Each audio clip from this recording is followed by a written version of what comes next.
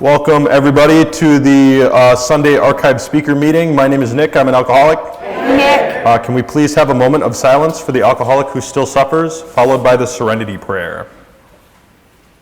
God, grant me the serenity to accept the things I cannot change, the courage to change the things I can, and the wisdom to know the difference. We ask that you please take a moment now to silence your cell phones out of respect for your fellows, and we will now pass the basket in honor of our seventh tradition, which states every AA group ought to be self-supporting, declining outside contributions. The AA preamble: Alcoholics Anonymous is a fellowship of people who share their experience, strength, and hope with each other, that they may solve their common problem and help others to recover from alcoholism. The only requirement for membership is a desire to stop drinking. There are no dues or fees for AA membership. We are self-supporting through our own contributions. AA is not allied with any sect, denomination, politics, organization, or institution, does not wish to engage in any controversy, neither endorses nor opposes any causes. Our primary purpose is to stay sober and to help other alcoholics to achieve sobriety. All right, and everyone, welcome to the Racine Area Archive Speaker Meeting. Our purpose is to document permanently the work of Alcoholics Anonymous, to make the history of the organization accessible to AA members and other researchers, and to provide a context for understanding AA's progression, principles, and traditions. Is there anyone here at this meeting with less than 30 days of sobriety? It's hard to see, but doesn't look like it. Is there anyone here with more than 15 years of sobriety? Could you raise your hand? Awesome, welcome, welcome. The speakers selected for this meeting are old-timers. An AA old-timer is any member who has been continuously sober for a significant period of time. The definition of significant is open to interpretation, but for the purpose of this meeting, an old-timer is considered anyone with 20 years or more of sobriety. The old-timers' interviews serve as a representation of the significant impact that long-term sobriety can have on our AA community. And without further ado, I'll introduce our speaker for tonight, Sherry F.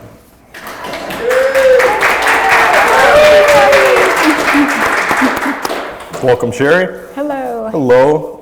I've got some questions for you. Starting off, I'd like to ask you, what is your sobriety date? October 15th, 1996. Oh, all right.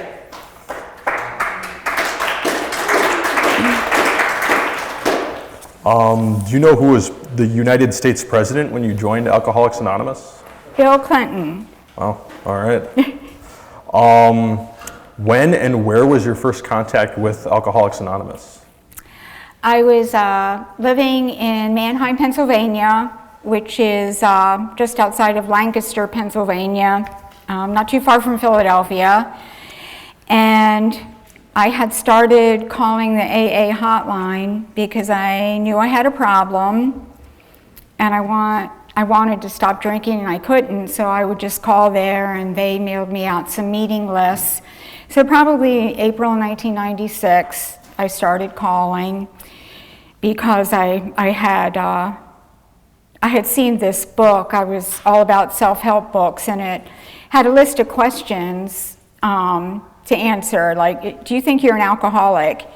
And I answered like all of them yes, and it said, you know, you're probably an alcoholic. So I called them, and finally one time, I don't even know why, it was a day unlike any other day. It was Monday night. I had gone home from work and drank to blackout, got up the next morning with a bad hangover, went to work, and came home, and I had called the hotline that day on my lunch break, and I got this lady, and this time she talked me into going to a meeting that night. She said, there's a, where do you live? And I said, I live in Manheim. And she said, there's a meeting not even too far from your house, a really good meeting, and she said, if you want to go, I'll meet you there. And I was like, okay, yeah, and I was like, my husband doesn't like it when I come home from work and then leave, because we have kids, but I said, I'll see what I can do. And then that day I went home from work and I said to my husband, our marriage was in trouble, and he said he knew that I had a problem, but he didn't care. And I said, I need to go to an AA meeting or I'm never going to be able to stop drinking. And so I did go to a meeting that night. So that was my first contact with AA, and I met that lady there. All right. Can you describe what Alcoholics Anonymous was like back then compared to today? All right. Well, I started out going to the meetings in Mannheim, Pennsylvania, but Lancaster, Pennsylvania was a little bit bigger, and I worked in Lancaster, so I went to a lot of meetings there too. So lots of meetings, and I remember back then, lots of the NA people came to our meetings because the sobriety rate was better in AA, but back then, they were only allowed to say that they were alcoholics in the meeting, even if they weren't, which they probably were. You know, they would come to realize that they were. We really looked up to and respected the elders in the program who were active in service and still coming to meetings. I felt like it was a little tougher and more no-nonsense then. Some newcomers who would come in and would be rambling would be told, be quiet, you don't know anything yet. You need to listen for now, you know. It was, there was no coddling that I remember, you know. They were tough on us, and, you know, their philosophy was if we really wanted it, then we would come back. And I just said, other than that, than those few things, it's exactly the same as it is now, and I love that. So that's what it was like then. Okay, interesting. What were you like as a newcomer, and how do you think others would describe you when you were a newcomer? Ooh, okay. I'll answer the second part first, because that isn't what I wrote down for the question, so that's interesting. How others would describe me. I know that the lady from the hotline that I met at that first meeting became my first sponsor, and I was just a fragile, washed out, lifeless mess. They used to call me Catherine's little bird, because they said I just kind of followed her around. I was, you know, right after I got sober, my husband left me, and it was, I had no tools for living at all. So they would describe me as very shy, quiet, afraid to approach people.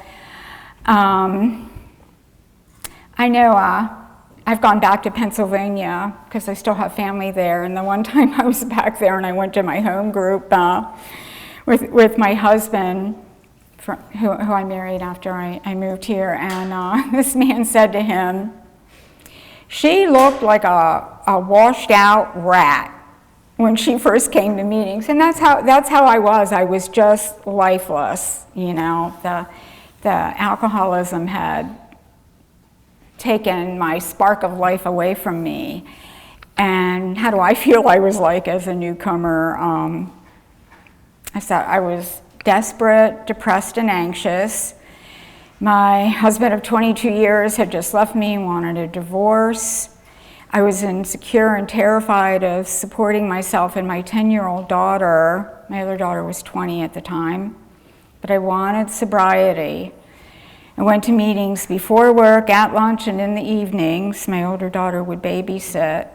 I was insecure and frightened. I only felt safe or sane or any calmness at all when I was in a meeting. I knew that the answers I needed to survive were right there. Now, my husband actually left me that time for another woman and started divorce proceedings right away. So that's what the whole first year of my sobriety was like going through this horrible divorce that I didn't want, and my kids and, you know, family falling apart. And, you know, I had custody of my 10-year-old, and she was falling apart. And my sponsor, Catherine, had me become a greeter at the meeting. It was the Tuesday night meeting I first got sober at, was a really big meeting, and they used a greeter at the door. So she gave me that assignment because she figured I would have to say hi to everyone when they came in, and that would get me to start feeling more comfortable with reaching out to people. That was really, really good for me because I didn't have to have a whole conversation. All I had to do was say hello or welcome. I stuck very, very close to the program the first year. It was an angry, rushed divorce. We were divorced when I was 9 months sober. I didn't want the divorce. My 10-year-old developed severe emotional problems, so I was trying to take care of that, and I barely knew how to take care of myself. We had to move out of our family home and get an apartment, and we couldn't take our family dogs with us, so I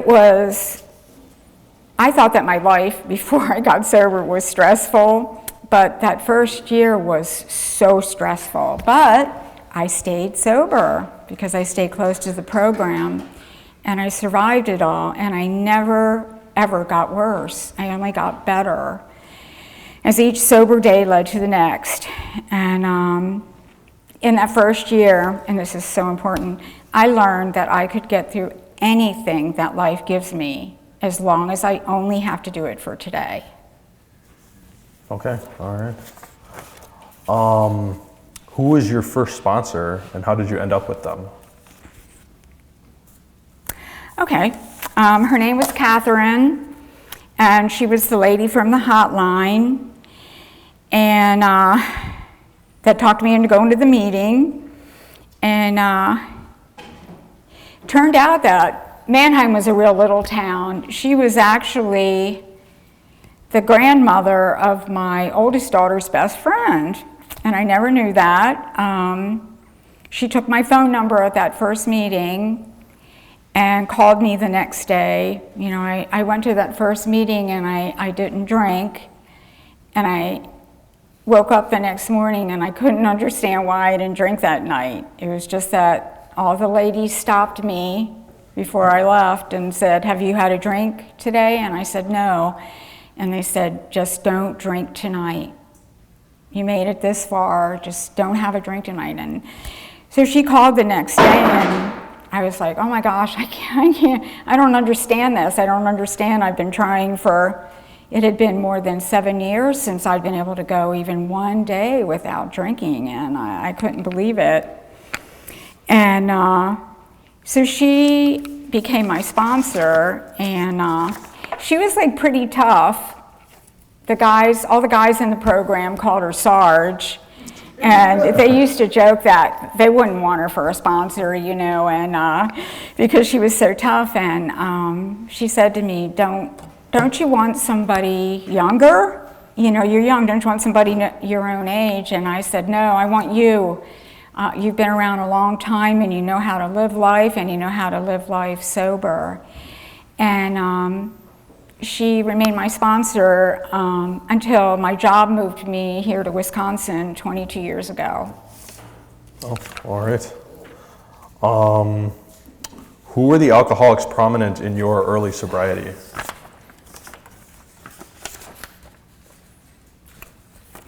Oh, no. I got it. Okay, of course, Catherine, who was my sponsor. A lot of the women at that Tuesday night meeting, they were all just wonderful, the way they reached out to me, and there were another girl that Catherine sponsored. Her name was Robin. She was like 2 years behind me in the program. We became friends, and years later we used to joke about all the stuff we used to whine to her about, you know. laugh about it now, but you know, the stuff we couldn't say in meetings that we say for our sponsor. That was funny. And there were two ladies that I became really good friends with, really close with, and we started just meeting at a Panera Bread in Lancaster once a month, and then we ended up starting to go to the one girl's house, and we'd invite other ladies and everything. But I still talk to the one. I've been here for 22 years, but we still talk on the phone at least every other month. And there was one man, they called him Plumber Bob because he was a plumber. He'd been sober a long time, and he kind of looked out for me in a protective way to keep the guys away from me, which was nice because I was like a broken, needy person, and I was young, and that was nice. I wasn't even aware of it, that he was doing it. I found that out later, but I'd say those are the people. Okay, all right. Can you think of any AA catchphrases from back then that you don't hear anymore, and what did they mean to you? Okay. The one I picked was take the cotton out of your ears and put it in your mouth. And that just reminded me that, and they never said that to me, thank goodness, but I did hear that said many times to other people. I didn't know anything about being sober, so I needed to just listen and not speak until I did know something about being sober. All right. Yeah. Did you get involved in service early on, and if so, what did you do? Yes. Well, first I was the greeter at the home group for a while, and then my sponsor decided that it would be a good idea for me to be the coffee maker at the meeting.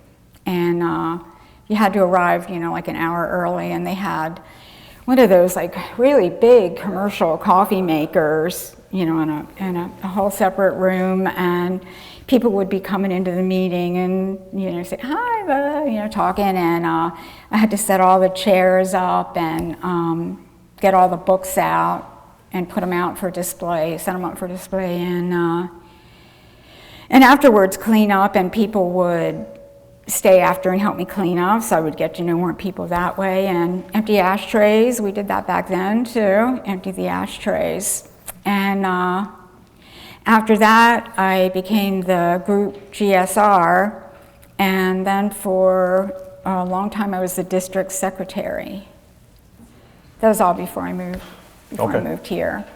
All right. And when I moved here, I actually, in honor of my sponsor back in Pennsylvania, I started working at the central office doing the desk, because that's what she did. She did that and had the hotline, and so I was like, I'm gonna do this to honor her. So I did that for a long time too. Okay, all right. What kind of events or sober social activities were there when you got sober, and tell us about what those were like? Okay.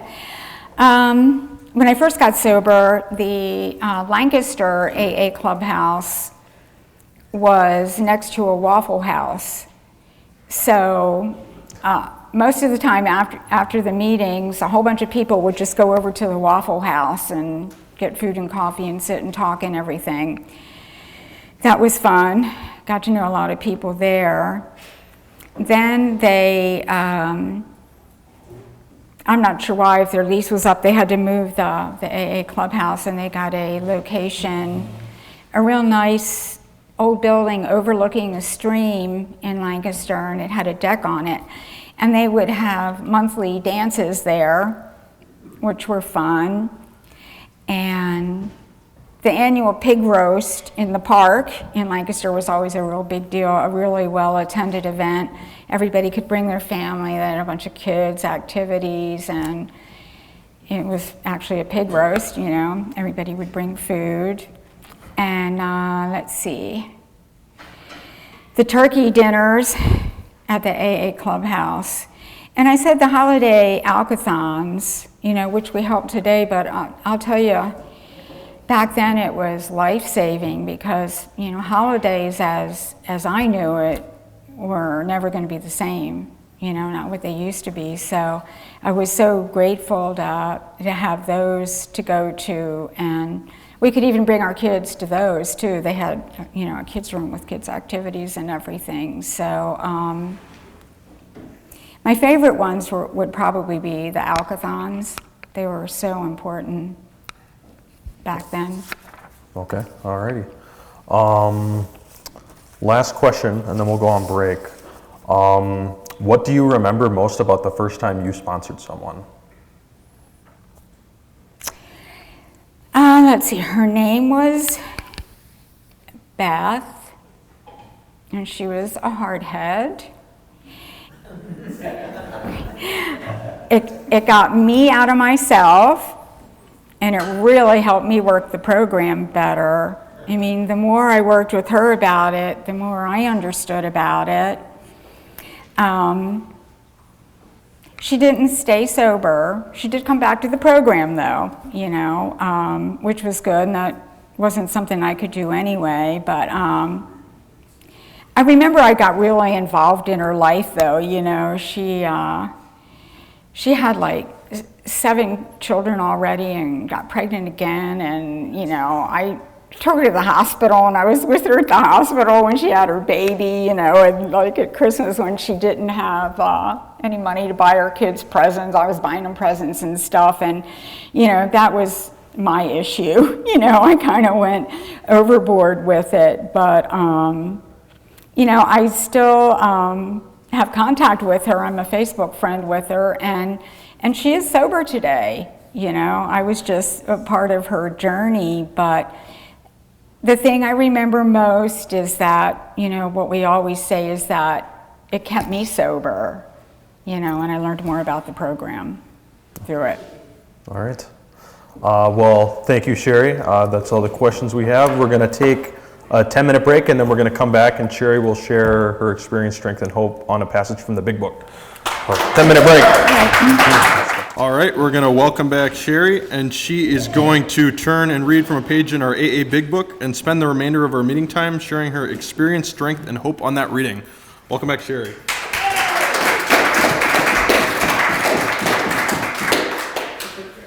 Is this microphone on? Yeah. So little. Can you hear me? Yes. Okay. Can you hear me now? All right. This, before I read, this big book I have is my original big book I got at my very first meeting, and it has my name and the date I went to that meeting in it. And when I got the book out again the other day, last week, to pick out a page to read from, I noticed it had this paper in it that it's a big book guide that my sponsor had given me very early on, and it's alphabetical, and it has pages listed in the big book for any problem or issue you have.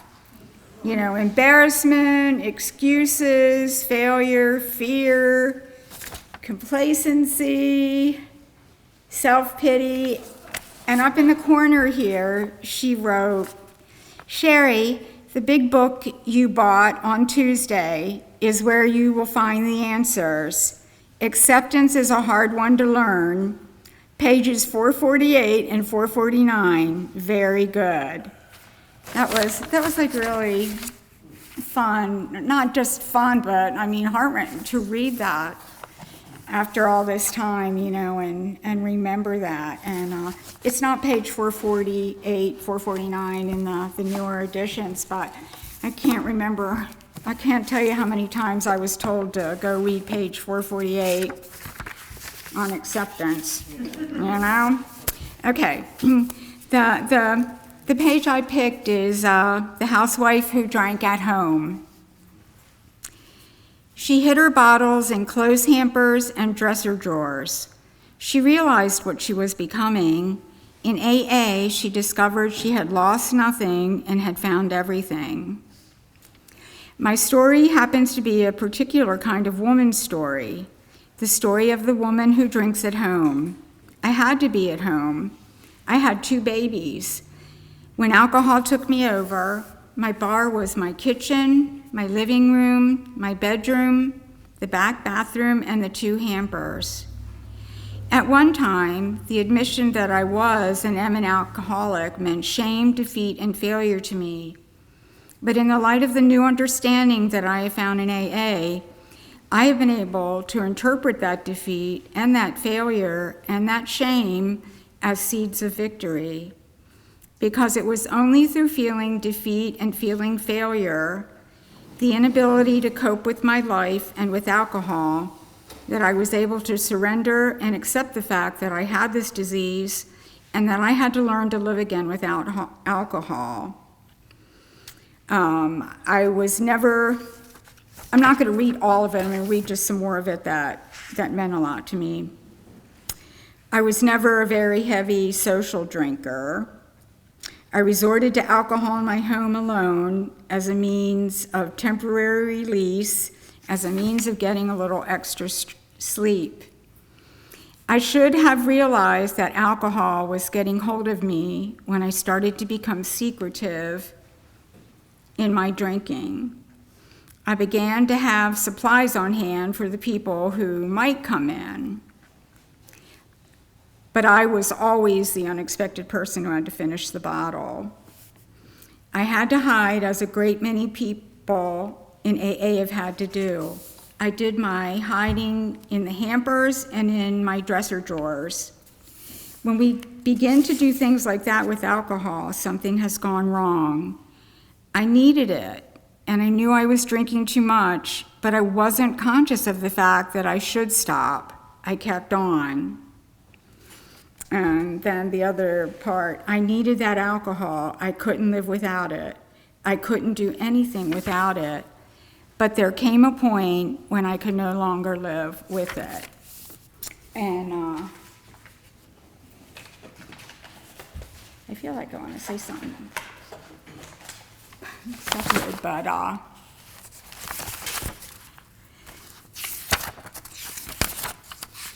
here it is. Okay, I wrote some stuff down about it as far as experience, strength, and hope, but just reading it again, just takes me back. It describes exactly who I was. I was just like her. I had to be at home too, after work, because I had 2 daughters at home. My bar was the kitchen. Now, every day I would go to work, and every day I would leave work and say to myself, I'm not going to drink today. And every day as I was driving home from work, the closer I got to home, I knew that as soon as I walked in the door, I was going to start pouring that whiskey and drinking it to blackout. I had no defense against it. Every day I said I wasn't going to do it, and I did it. I started drinking while I fixed dinner after work each day. I drank whiskey with a little bit of ginger ale in it until I went into blackout and cleaned up the kitchen and packed lunches and got my youngest daughter ready for bed and into bed. And she remembers me. We lived in an old house that had a couple staircases to go upstairs to the bedrooms. She remembers me making her crawl up there when she was little because I was too drunk to carry her. So I'd crawl up behind her. I'd wake up the next morning with a bad hangover and barely remember anything that had happened after dinner. And the part about the hiding, I had to hide, yeah. I had liquor bottles hidden all over the house. That brought that back. It was such a complicated web.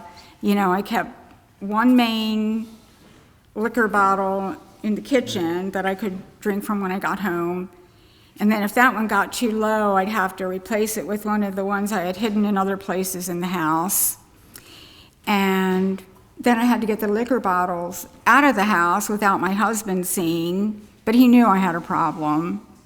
You know, I thought I was hiding it from everyone, but I wasn't. And I also, in Pennsylvania, we had state stores. You had to go to a Pennsylvania state store. That's the only place you could buy alcohol. So I had to try to go to different state stores, so I wasn't going in the same state store all the time, and they would think I was an alcoholic, you know? It was wearing. It was a lot to have to keep track of all that. So I also knew I was drinking too much. I came to realize I really had a problem. I wanted to stop every day, and I could not. I knew I was going to drink until I was dead unless I was able to find a way to stop. Just like the book says, I could no longer live with it, and there came a point without it, you know. And for me, that was my bottom, was that I saw no way of not having to keep repeating that and doing that every day, even though I didn't want to. I never believed that if somebody had told me that one day I would be drinking against my will, I wouldn't have believed it. And yet there I was, you know, doing it every day. And I didn't want to live anymore. And the only reason I wanted to live was because of my 2 daughters. So I called the AA hotline again, and a lady talked me into going to a meeting. For my very first AA meeting, I was able to not drink. Just that night, I did not drink. And you know, I came to that meeting, and this reading also talks about the shame of being an alcoholic. And none of the people in that meeting seemed like they were ashamed of being alcoholics. They're like, I'm so-and-so, and I'm an alcoholic, you know, and everything. That was so encouraging to me, you know. I couldn't imagine how anybody could do that. I thought I was going to come here and you guys were going to teach me how to drink like normal people, and then I'd be able to go out and drink again, you know. And when I found out that wasn't the case, everybody around me was all you people in the meetings were still happy. And it gave me hope that I could get happy, you know. Let's see, the lady on the hotline became my phone. I got a list of phone numbers. I started calling the other ladies too. And what they told me was that since I was a home drinker, I had to go home every night. So I had to have a plan, listing what I would do as soon as I got home, and everything else I would do the rest of the evening. And that list would include either calling my sponsor or someone on the meeting list or going to a meeting. And the activity list would not include picking up a drink. And I was only allowed to do things on the list. And I went to a lot of meetings.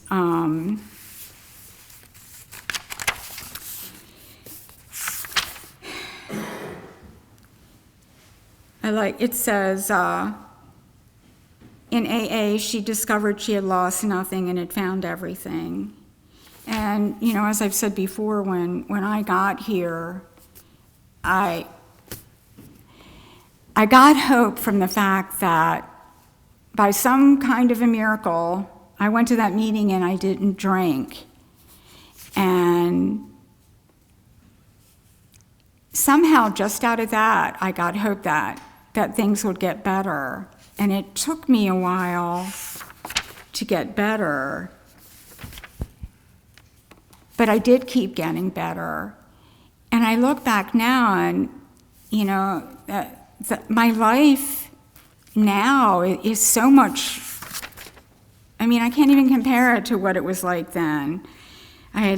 She had lost nothing and found everything, because I found myself again. And, you know, I know without a doubt that if I ever pick up a drink, that I'll never stop.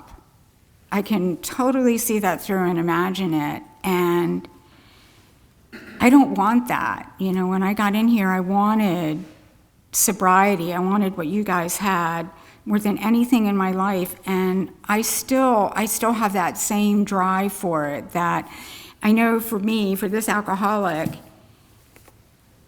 the answer for me is always going to be here. And, of course, eventually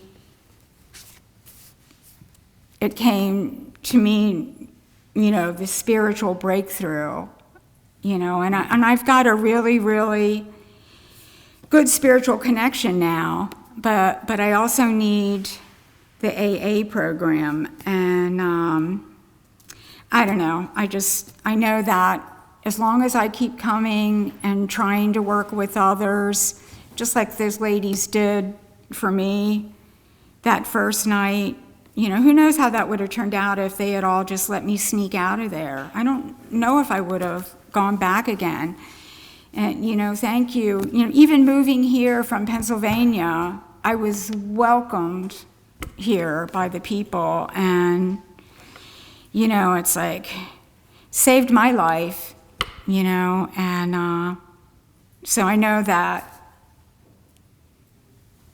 if I just keep coming here, I have a really good chance of staying sober for the rest of my life. So that's all I have. Thanks.